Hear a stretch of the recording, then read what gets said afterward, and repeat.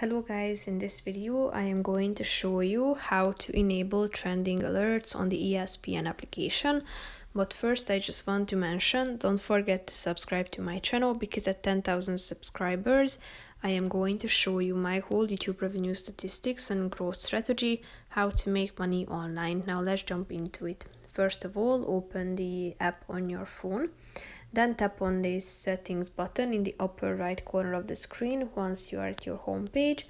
Then click on the first option, which is preferences and alerts.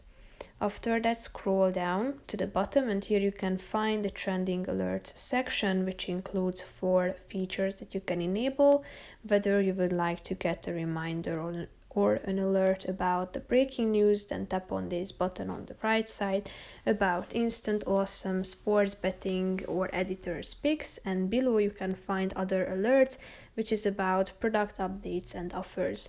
So when you are done, just simply tap on this button in the upper left corner of the screen and then the X button, and then you can quit the page. So that's pretty much it for this video, guys. See you in the next one. Bye bye.